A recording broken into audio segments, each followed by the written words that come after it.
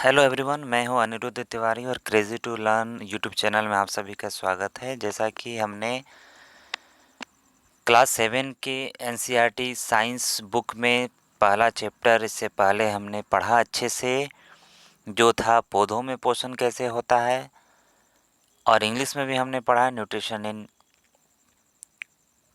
Plants कि कैसे। हिंदी में भी हम लोग उसको डिस्कस किए एनसीईआरटी पुस्तक से, और इंग्लिश में भी अच्छे से डिस्कस किए। अब हम लोग पढ़ते हैं चैप्टर 2 है, ये भी क्लास 7 का है, और चैप्टर 2 में नेम है प्राणियों में पोषण। तो पहले हम लोग पढ़े कि पौधों में पोषण कैसे होता है, उसके बहुत सारे विधि को हमने जाना और बहुत सारे पौधों के बारे में भी हमने जाना। अब हम लोग पढ़ते हैं चलिए कि प्राणियों में पोषण कैसे होता है। एनसीईआरटी पुस्तक पढ़ना बहुत ज़रूरी है, एक भी लाइन को हम लोग जो है वो पार नहीं करेंगे।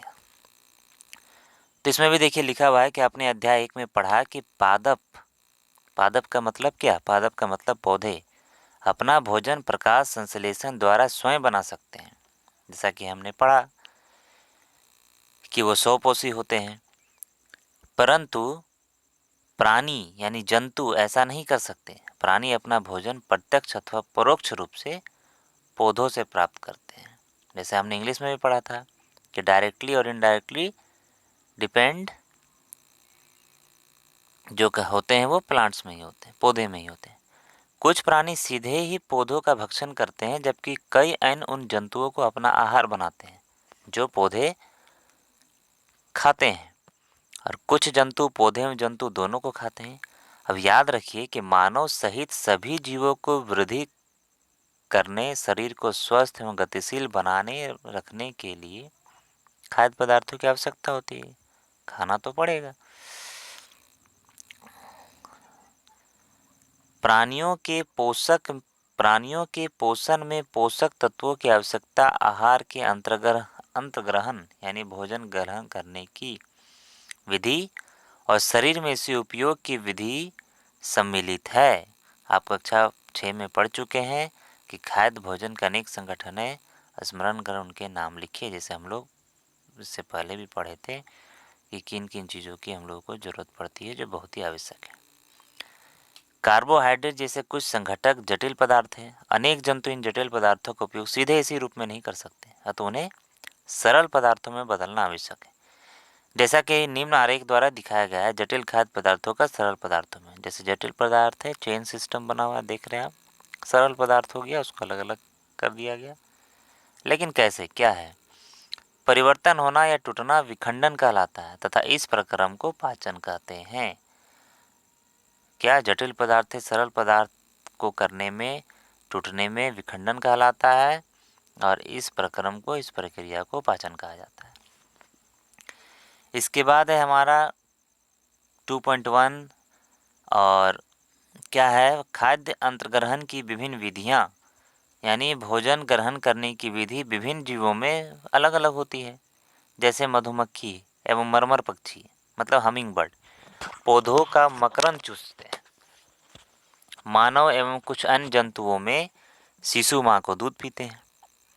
अजगर जैसे सर्ववंश के प्राणी अपने शिकार को समूचा ही निगल जाते हैं। तो सबका हम लोग देख रहे हैं कि अलग अलग है, खाने की विधि सबकी अलग अलग है। कुछ जलीय प्राणी अपने आसपास पानी में तैरते हुए खाद्य कणों का छान कर उनका भक्षण करते हैं। तो जितने सारे प्राणी हैं, सबका को जो खाने का तरीका है, ग्रहण करने का तरीका है, वो अलग अलग है। अब यहाँ पे देखिए कि क्रियाकलाप 2.1 में आपको कुछ सीखने के लिए काम दिए गए हैं। क्या है कि जंतुओं के भोजन के प्रकार एवं पोषण प्राप्त करने की विधि कौन सी है, लिखे। जैसे जंतु का नाम लिखा हुआ है, आहार का प्रकार लिखा हुआ है, आहार की विधि क्या है। तो जैसे बहुत सारे घोंघा, चींटी, चील, मरमर मच्छी, जू, मच्छर, तितली, मक्खी, क्या ये लोग खाते हैं और इसकी विधि क्या है। आहार की विधि में देखिए क्या लिखना है। छिलना, जो चबा कर खाते हैं वो चबाना, जो काट कर खाते हैं वो काटना, जो पकड़ते हैं वो पकड़ना, जो निगलते हैं वो निगलना लिखेंगे, और जो चूसते हैं वो चूसन विधि लिखेंगे, ये सब। अब एक देखते हैं यहाँ पे लिखा हुआ है अद्भुत सत्य। क्या है अद्भुत सत्य कि अब देख रहे हैं कि स्टार की तरह बना हुआ है। हाँ, यह स्टार फिश है, जिसको हिंदी में हम लोग तारा मछली कहते हैं। स्टार फिश कैल्शियम कार्बोनेट के कठोर कवच वाले जंतुओं का आहार करती है। कवच खोलने के बाद ये अपने मुख से अपना आमाशय बाहर निकालती है तथा जंतु के कोमल भागों को खाती है। आमाशय वापस शरीर में चला जाता है तो आहार धीरे धीरे पचता है। तो ये तो अद्भुत से था ही। प्रेक्षण सारणी 2.1 में लिखिए। आप देखेंगे कि सारणी के नीचे लिखी गई खाद्य अंतर्गन की विधियाँ उन विधियों का विवरण लिखने में सहायक है जिनसे जंतु भोजन का अंतर्गन करते हैं। जैसे अभी हमने आपको बताया कि कोई निगल कर खाते हैं तो निगलना है, कोई चूसते हैं तो चूसन विधि है, बहुत सारा, और सबका अलग अलग विधि है। अब यहाँ पे देख रहे हैं कि मानव में पाचन कैसे होगा। तो ये तो आप भी जानते हैं कि हम अपने मुख द्वारा भोजन को ग्रहण करते हैं और इसे पचाते हैं तथा फिर उसका उपयोग करते हैं। आहार का बिना पचा भाग मल के रूप में निष्कासित किया जाता है। क्या आपने कभी ये जानने का प्रयास किया कि शरीर के अंदर भोजन का क्या होता है?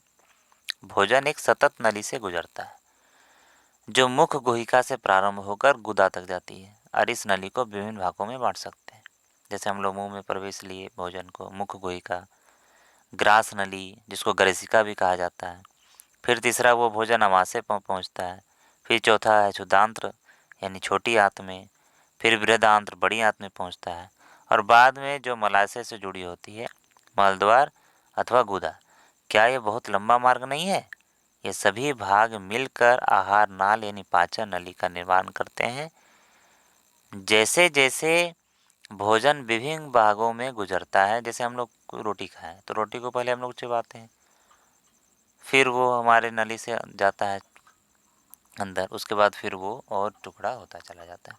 उसके विभिन्न घटकों का पाचन भी क्रमिक रूप से होता है। अमाशय की आंतरिक भित्ति, क्षुद्रांत्र तथा आहार नाल से संबंध विभिन्न ग्रंथियाँ जैसे कि लाला ग्रंथि, यकृत, अग्नाशय, पाचक रस स्रावित करती है। पाचक रस जटिल पदार्थों उनके सरल रूप में बदल देते हैं। आहार नाले में संबंध ग्रंथियाँ मिलकर पाचन तंत्र का निर्माण करते हैं। जैसे कि ये फोटो आप देख रहे हैं अच्छे से, यहाँ पे ये है हमारा शरीर का अंग, जैसे देख ही रहे हैं, मुख गुहिका, फिर है लाला ग्रंथि, फिर है ग्रसिका, यकृत, पित्ताशय, अमाशय, अग्नाशय, क्षुद्रांत्र यानी छोटी आंत, बड़ी आंत, मलाशय और गुदा। यह है मानव शरीर का पाचन तंत्र। अब आइए हम जानने कि आहार नाल के विभिन्न भागों में भोजन क्या क्या होता है। अब भोजन हम लोग करते हैं, वो भोजन अंदर प्रवेश करता है, और जो उसके बाद क्या क्या होता है, कौन कौन से जो है क्या क्या काम होता है, कैसे भोजन हर एक टुकड़ों में बढ़ता है। पहला है मुख, है मुख गुहिका। भोजन को जब हम लोग ग्रहण मुख के द्वारा करते हैं, आहार को शरीर के अंदर लेने की क्रिया को अंतर्ग्रहण कहलाती है। ये हम लोग अभी पढ़े, जानते भी हैं। फिर हम लोग क्या करते हैं, दांतों की सहायता से भोजन चबाते हैं तथा यांत्रिक विधि द्वारा उसे छोटे छोटे टुकड़ों में पीस डालते हैं। प्रत्येक दांत मसूड़ों के बीच अलग अलग गर्तिका में धंसा होता है। हमारे दांतों की आकृति भिन्न भिन्न है तथा उनके कार्य भी भिन्न है। इसके अनुसार उन्हें अलग अलग नाम दिए गए हैं। जैसे कि यहाँ पे हम देख रहे हैं कि अलग अलग सबका नाम है। जैसे इस तरह का दांतों की व्यवस्था है और विभिन्न प्रकार के दांत है। तो देखिए सबसे पहले जो है आगे के जो 4 दांत है उसको हम लोग कृतंक बोलते हैं। फिर उस जो है दोनों तरफ जो है वो रदनक कहलाता है। फिर दो दो है जो है दाएं और बाएं साइड में, उसे अग्रचर्णक कहते हैं। और लास्ट के जो दोनों तरफ के 3 दांत होते हैं अंदर साइड में, उसके चौवर्णक कहते हैं। हमारे मुख में इसके बाद जो है कुछ क्रियाकलाप दिए गए हैं जिससे आप जो है पता लगा सकते हैं कि कैसे होता है। जैसे एक है दूध के दांत तथा स्थायी दांत। इसमें क्या है अंतर? आपको याद है कि कुछ वर्ष पहले जो है जब बच्चे रहते हैं तो उसके दांत गिरने लगते हैं। हमारे दांतों का प्रथम सेट शैशव काल में निकलता है तथा लगभग 8 वर्ष का आयु तक ये सभी दांत गिर जाते हैं और इन्हें क्या दूध के दांत कहते हैं। और इन दांतों के स्थान पर दूसरे दांत निकलते हैं जिन्हें अस्थायी दांत कहते हैं। सामान्य स्वस्थ व्यक्ति के अस्थायी दांत पूरे जीवन भर बने रहते हैं, तथापि वृद्धावस्था में प्राय गिरने लगते हैं। तो यह भी बताया हमने कि कृतंक कौन से दांत को कहते हैं, रदनक कौन से दांत को कहते हैं, अग्रचर्णक है, चवर्णक है, फोटो में भी आप देख सकते हैं। इसके बाद हमारे मुख में लाला ग्रंथि होती है, जो लाला रस यानी लार स्रावित करती है। क्या आप जानते हैं कि लाला रस का भोजन पर क्या प्रभाव पड़ता है? तो इसका भी पता लगाते हैं। अब यहाँ पे देखिए कि दांतों के प्रकार है, कर्तन एवं दंसन वाले दांत, निचला जबड़ा, ऊपरी जबड़ा कितने हैं वो लिखना है, चिरने में फाड़ने वाले दांत कितने हैं वो लिखना है, चबाने में पिसने वाले दांत कितने हैं वो लिखना है। इसके बाद हम लोग देख रहे हैं कि फिर एक क्रियाकलाप दिया गया है, दो परखनलियों से संबंधित। मंड पर लार का प्रभाव क्या होता है? जैसे दो ले लिए हम लोग, इनमें एक चम्मच उबले चावल डालिए, एक चम्मच उबले चावल मुख में लेकर 3-5 जो है वो 5 मिनट तक चबाइए, तब दूसरी परखनली में 20 मिनट लीजिए। दोनों परखनलियों में 3-4 ml जल डालिए। अब दोनों परखनलियों में आयोडीन विलयन की 2-3 बूंदें डालिए, उनका परीक्षण कीजिए, तब आपको समझ में आ जाएगा कि लाला रस यानी लार चावल के मंड को शर्करा में बदल देता है। जीभ एवं मांसपेशीय अंग है जो पीछे की ओर मुख गुहिका के अधर तल से जुड़ी होती है। इसका अग्रभाग स्वतंत्र होता है और किसी भी दिशा में मुड़ सकता है। क्या आपको जीभ के कार्य ज्ञात है? हम बोलने के लिए जीभ का उपयोग करते हैं और इसके रीति भोजन में लार को मिलाने का कार्य करती है तथा निगलने में भी सहायता करती है। जीभ द्वारा ही हमें स्वाद का पता चलता है और जीभ पर स्वाद कलिकाएँ होती हैं जिनकी सहायता से हम विभिन्न प्रकार के स्वाद का पता चलता है। तो बहुत सारे जीवों में प्रकार है, कलिकाएँ हैं जिससे पता चलता है। ये फोटो पे आप देख सकते हैं, जीभ का फोटो पे जीभ पर स्वाद के विभिन्न क्षेत्र। अब देखते हैं मिठाइयाँ और दंतछय। सामान्यतः हमारे मुख में जीवाणु पाए जाते हैं परंतु उनसे हमें कोई हानि नहीं होती। फिर भी खाने के पश्चात यदि हम दांत एवं मुख साफ न करें तो मुख में अनेक हानिकारक जीवाणु वास करके वृद्धि करने लगते हैं। ये जीवाणु दांतों के बीच फंसे भोजन की शर्करा को विघटन कर अम्ल निर्मोचित करते हैं और ये अम्ल धीरे धीरे दांत को क्षति पहुंचाते हैं। इसे दंतक्षय कहते हैं। यदि समय रहते इसका उपचार न किया जाए तो दांतों में दर्द होने लगता है, चरम अवस्था में टूटकर गिर जाते हैं। चॉकलेट, ठंडे पेय, चीनी युक्त मिठाइयाँ ये सभी दांतों को नुकसान करते हैं। जैसे ये फोटो आप देख रहे हैं कि दंत क्षय की क्रमिक अवस्थाएं कैसे कैसे जो है हो रहा है। अतः प्रत्येक व्यक्ति को प्रतिदिन कम से कम 2 बार ब्रश अथवा दातुन करनी चाहिए तथा कुछ भी खाने के तुरंत बाद कुल्ला करना चाहिए। मुख के अंदर गंदी उंगली या बिना धुली वस्तु नहीं डालनी चाहिए। तो ये आप जीभ का भी फोटो देख रहे हैं, दांतों का भी बारे में पता चल गया आप लोगों को। इसके बाद क्रियाकलाप और एक है जिसमें विलयन तैयार करना है, चीनी का, नमक का, नींबू का, नीम की पत्ती का, करेले का रस और किसी मित्र की आंखों में पट्टी बांधकर उसके जीभ में देना और उससे वो पता लगाएगा कि कौन सा मीठा है, कौन सा नमकीन है, कौन सा खट्टा है, कौन सा कड़वा है और ये सब जो है आपको करना है। फिर हमारा है भोजन नली। भोजन नली को हम लोग हिंदी में ग्रसिका भी कहते हैं, यानी निगला हुआ ग्रास नली अथवा ग्रसिका में जाता है। ग्रसिका गले में वक्ष से होती हुई जाती है। ग्रसिका की भित्ति के संकुचन से भोजन नीचे की ओर सरकता जाता है और वास्तव में संपूर्ण आहार नाल संकुचित होती रहती है तथा यह गति भोजन को नीचे की ओर धकेलती रहती है। कभी कभी हमारा आमाशय खाए हुए भोजन को स्वीकार नहीं करता, फलस्वरूप क्या होता है, वमन द्वारा उसे बाहर निकाल दिया जाता है। ऐसी घटना याद कीजिए जब भोजन के बाद आपने वमन किया हो। इसके कारण विषय में सोचिए, अपने अभिभावक अध्यापक के इस विषय में चर्चा कीजिए, पूछिए कैसे। जैसे भोजन है, यहाँ पे फोटो में देख रहे हैं आप, ग्रसिका है, आमाशय है, कभी कभी नहीं होता है, वही है वमन मतलब वॉमिटिंग। इसके बाद आमाशय है। आमाशय मोटी भित्ति वाली एक थैलीनुमा संरचना है। ये चपटा एवं जे की आकृति का होता है तथा आहार नाल का सबसे चौड़ा भाग है। ये एक और ग्रसिका यानी ग्रास नली में से खाद्य प्राप्त करता है तथा दूसरी ओर छोटी आंत में खुलता है। कभी कभी आप जो है हम सभी जो है जल्दी जल्दी खाते हैं अथवा खाते समय बात करते हैं। आपको खांसी उठती है या हिचकी आती है तथा घुटन का अनुभव होता है और ये खाद्य कणों के श्वास नली में प्रवेश करने के कारण होता है। श्वास नली नासिका से आने वाले वायु को फेफड़ों तक ले जाती है और ये ग्रसिका के साथ साथ चलती है, परंतु ग्रसनी में वायु एवं भोजन मार्ग एक ही होते हैं। फिर भोजन को श्वास नली में प्रवेश करने के लिए किस प्रकार रोका जाता है? भोजन निगलने के समय एक मांसल रचना वाल्व का कार्य करती है जो श्वास नली को ढक लेती है तथा भोजन को ग्रसनी में भेजा जाता है। संयोगवश यदि भोजन के कारण कण श्वास नली में प्रवेश कर जाते तो हमें घुटन का अनुभव होता है तथा हिचकी आती है या खांसी उठती है। तो ये भी समझ गए आप लोग कि हिचकी आती क्यों है। अब है अमाशय का आंतरिक स्तर सतह श्लेष्मल हाइड्रोक्लोरिक अम्ल तथा पाचक रस स्रावित करता है। श्लेष्मल अमाशय के आंतरिक स्तर को सुरक्षा प्रदान करता है। अम्ल अनेक ऐसे जीवाणुओं को नष्ट करता है जो भोजन के साथ वहां तक पहुंच जाते हैं। साथ ही यह माध्यम को अम्लीय बनाता है जिससे पाचक रसों को क्रिया करने में सहायक मिलती है। पाचक रस, जिसको जठर रस भी बोला जाता है, प्रोटीन को सरल पदार्थों में विघटित कर देता है।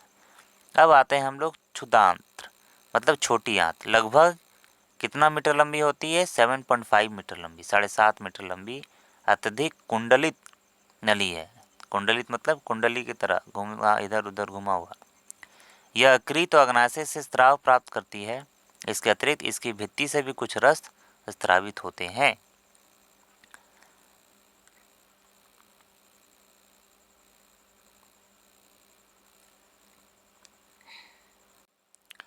यकृत गहरे लाल भूरे रंग की ग्रंथि है, लाल और भूरे रंग की, जो उदर के ऊपरी भाग में दाहिने यानी दक्षिण ओर अवस्थित होती है। कहाँ? ऊपर के भाग में दाहिने ओर, दक्षिण। ये शरीर की सबसे बड़ी ग्रंथि है। ये पीत रस स्रावित करती है जो एक थैली में संग्रहित होता रहता है जिससे पित्ताशय कहते हैं। पीत रस वसा के पाचन में महत्वपूर्ण भूमिका निभाता है। अग्नाशय हल्के पीले रंग की बड़ी ग्रंथि है जो अमाशय के ठीक नीचे स्थित होती है।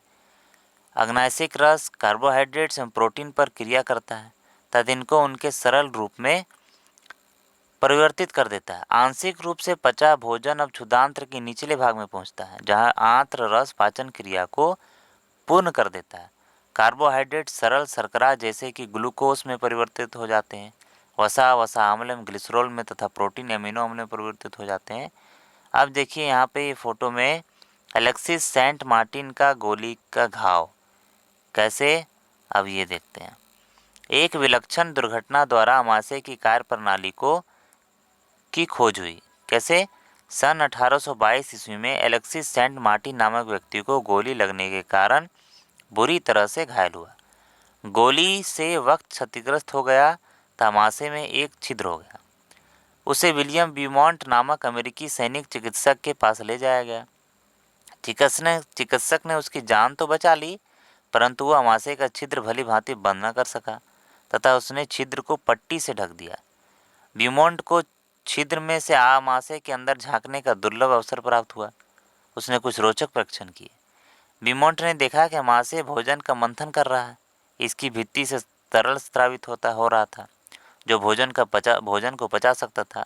उसने ये भी देखा कि अमाशय क्षुदांत्र में तभी खुलता है जब अमाशय में भोजन का पाचन पूरा हो जाता है। तो ये तो थी आश्चर्यचकित वाली बात। अब क्षुदांत्र में अवशोषण कैसे होता है? पचा हुआ भोजन अवशोषित होकर क्षुदांत्र की भित्ति में स्थित रुधिर वाहिकाओं में चला जाता है। इस प्रक्रम को अवशोषण कहते हैं। किस प्रक्रम को? जब पचा हुआ भोजन अवशोषित होकर क्षुदांत्र की भित्ति में स्थित रुधिर वाहिकाओं में चला जाता है, इस प्रक्रम को अवशोषण कहते हैं। क्षुदांत्र की आंतरिक भित्ति पर अंगुली के समान उभरी हुई संरचनाएं होती है जिन्हें दीर्घरोम अथवा रसांकुर कहते हैं। और क्या आप अनुमान लगा सकते हैं कि दीर्घरोम की आंत्र में क्या भूमिका है? दीर्घरोम पचे हुए भोजन के अवशोषण हेतु तल क्षेत्र बढ़ा देते हैं। प्रत्येक दीर्घरोम में सूक्ष्म रुधिर वाहिकाओं का जाल फैला रहता है। दीर्घरोम की सतह से पचे हुए भोजन का अवशोषण होता है तथा ये रुधिर वाहिकाओं में चला जाता है। अवशोषित पदार्थों का स्थानांतरण रुधिर वाहिकाओं द्वारा शरीर के विभिन्न भागों तक होता है जहां उनका उपयोग जटिल पदार्थों को बनाने में किया जाता है। इस प्रक्रम को स्वांगीकरण कहते हैं। कोशिकाओं में उपस्थित ग्लूकोज का विघटन ऑक्सीजन की सहायता से कार्बन डाइऑक्साइड एवं जल में हो जाता है और ऊर्जा मुक्त होती है। भोजन का वो भाग जिसका पाचन नहीं हो पाता अथवा अवशोषण नहीं होता वो बृहदांत्र में भेज दिया जाता है, मतलब बड़ी आंत में भेज दिया जाता है। अब जानते हैं हम लोग बड़ी आंत के बारे में। बड़ी आंत क्षुधांत्र की अपेक्षा चौड़ी एवं छोटी होती है, छोटी आंत की तरह। ये लगभग 1.5 मीटर लंबी होती है। इसका मुख्य कार्य क्या होता है? जल एवं कुछ लवणों का अवशोषण करना। बचा हुआ अपचित पदार्थ जो छोटी आंत नहीं सकता है वो बड़ी आंत में चला जाता है, फिर बड़ी आंत के बाद मलाशय में चला जाता है तथा अर्ध ठोस मल के रूप में रहता है। समय समय पर गुदा द्वारा मल बाहर निकाल दिया जाता है, इसे निष्कासन कहते हैं। अब है घास खाने वाले जंतुओं में पाचन कैसे होता है। जैसे आप लोग ये फोटो में देख रहे हैं कि कैसे होता है। अपने आसपास जानवर रहते ही हैं, गाय सबके घर में आसपास, वो देखते ही आप लोग कि अंदर से फिर खाना को निकालते हैं, फिर चबाते हैं, तो उसको वो भी देखते हैं हम लोग कैसे होता है। क्या आपने गाय भैंस तथा घास खाने वाले शाकाहारी अन्य जंतुओं को देखा है? वे उस समय भी लगातार जुगाली करते रहते हैं जब वे खा नहीं रहे हो। वास्तव में पहले घास को जल्दी जल्दी निगलकर अमाशय के एक भाग में भंडारित कर देते, जमा कर देते। ये भाग रूमेन इन प्रथम अमाशय कहलाता है। रूमिनेंट में अमाशय 4 भागों में बांटा होता है। रूमेन में भोजन का आंशिक पाचन होता है जिसे जुगाल कहते हैं, परंतु बाद में जंतु इसको छोटे पिंडकों के रूप में पुनः मुख में लाता है जिसे वो चबाता रहता है। इस प्रक्रम को रोमंथन रोमंथन कहते हैं। जैसे ये फोटो में आप देख रहे हैं, है ना। रूमेन है, क्षुदांत्र है, अमाशय है, अंधनाल है, बृहदांत्र है, ग्रसिका है। अब यहाँ पे देख रहे हैं दस्त। जब दस्त होता है तो लोग हो जाते हैं पस्त। तो है ये क्या? कभी कभी आपको जल रूपी पतले मल के बार बार निष्कासन की आवश्यकता होती है। इस स्थिति को दस्त कहते हैं। ये संक्रमण खाद्य विषाक्तता अथवा अपच के कारण होता है। जब खाना पचता नहीं हमारे तब दस्त होने लगता है। भारत में विशेषकर बच्चों में अति सामान्य स्थिति है। चरमावस्था में यह घातक भी हो सकता है। इसका मुख्य कारण शरीर से जल एवं लवण की अत्यधिक क्षति होना है। इसे सहजता से नहीं टालना चाहिए। चिकित्सक के पास जाने से पूर्व ही रोगी को उबाल कर ठंडा किए हुए जल में एक चुटकी नमक एवं चीनी घोलकर पिलाना चाहिए। इसे जीवन रक्षक घोल अथवा ORS भी कहते हैं।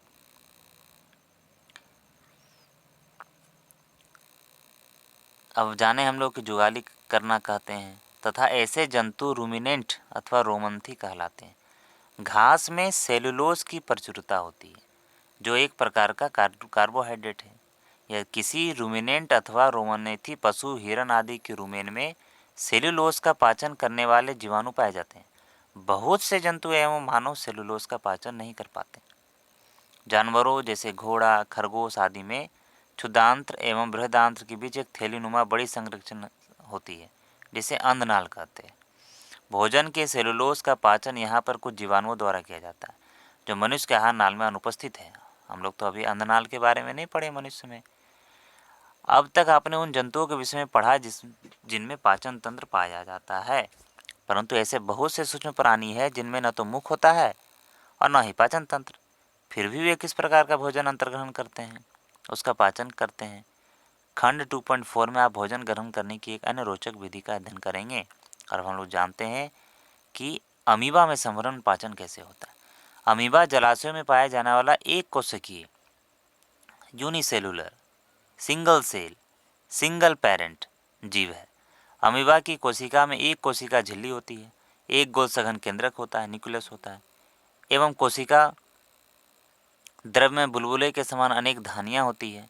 अमीबा निरंतर अपनी आकृतियों में स्थिति बदलता रहता है, फिक्स शेप साइज इसका रहता नहीं। ये एक अथवा अधिक अंगुली के समान प्रवर्ध निकालता रहता है जिन्हें पादाव यानी कृत्रिम पाँव कहते हैं, जो इन्हें गति देने में भोजन पकड़ने में सहायता करते हैं। अमीबा कुछ सूक्ष्म जीवों का आहार करता है। जब इसे भोजन का आभास होता है तो ये खाद्य कण के चारों ओर पादाप विकसित करने से निकल लेता है। खाद्य पदार्थ इसकी खाद्य धनी में फंस जाते हैं। जैसा कि फोटो आप देख रहे हैं, केंद्रक है, बहुक्षेपी अपशिष्ट है, खाद्य कनिका है, पादाप है, खाद्य धानियाँ। खाद्य धनी में ही पाचक रस स्रावित होते हैं। ये खाद्य पदार्थ पर क्रिया करके उन्हें सरल पदार्थों में बदल देते हैं। पचा हुआ खाद्य धीरे धीरे अवशोषित हो जाता है और अवशोषित पदार्थ अमीबा की वृद्धि, रख रखाव एवं गुणन के लिए उपयोग किए जाते हैं। बिना पचाव अपशिष्ट खाद्यान्नी द्वारा बाहर निकाल दिया जाता है। भोजन के पाचन का आधारभूत प्रक्रम सभी प्राणियों में समान है, जिसमें खाद्य पदार्थ सरल पदार्थों में परिवर्तित किए जाते हैं एवं ऊर्जा मुक्त होते हैं। अगले अध्याय में आप आंत्र द्वारा अवशोषित खाद्य पदार्थों के शरीर के अन्य भागों में हस्तांतरण के विषय में पढ़ेंगे। जब हम लोग चैप्टर 3 में पढ़ेंगे तो बहुत सारी बातों को और भी जानेंगे। तो आज हमारे प्रमुख शब्द क्या क्या मिले, क्या क्या पढ़ा हमने?